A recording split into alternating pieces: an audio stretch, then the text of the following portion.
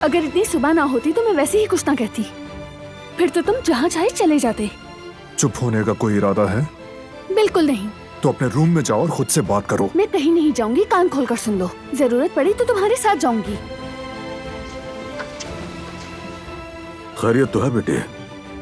कहाँ जा रहे हो तुम इस हाल में? जी भाई, अगर कोई जरूरी काम है तो हम कर लेते। मैं कह रही हूँ लेकिन ये सुनते ही नहीं है। कब से समझा रही हूँ, अभी बिस्तर से उठना भी बेहतर नहीं है इनके लिए। हो गया तुम्हारा? दिलान ठीक कह रही बेटा।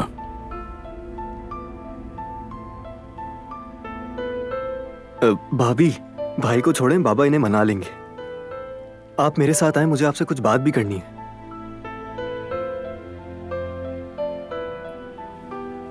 ठीक है जेहान, आ जाओ।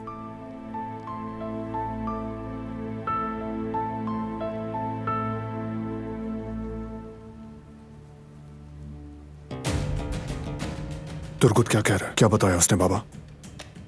नौकरी से निकालने का गुस्सा था, इसीलिए किया ये उसने। वो एक चोर था बाबा, और क्या करते हम? पता है बेटा। नहीं बाबा, तुर्गुत ऐसा कुछ करने वाला आदमी नहीं लगता। वो बहुत कुछ हो सकता है लेकिन स्नाइपर नहीं। कुछ गड़बड़ जरूर है, लेकिन वो कहता है मैंने किया और कुछ नहीं। मुझे भी उससे बात करनी है। बेटे, ये वक्त नहीं है, तुम्हें आराम करना चाहिए। अभी तुम्हारा जख्म भी बिल्कुल ताजा है। मैं मजीद इंतजार नहीं कर सकता। ठीक है, तुम बात करोगे।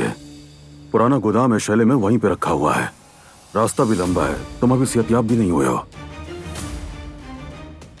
ठीक है, फिर आदमियों से कहकर उसे हवेली ले आए। ठीक है बारन बेटे, तुम जाकर आराम करो, मैं खबर देता हूँ तुम्हें।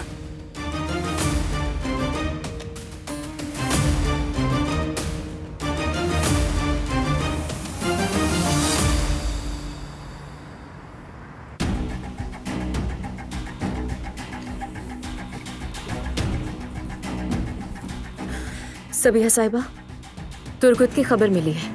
ओह, आखिरकार। कहाँ है वो? काराबे के लोग उसे हवेली ले गए। तुर्गुत को वहां से निकालना होगा। काराबे के मुहाफिजों के होते हुए कैसे करेंगे?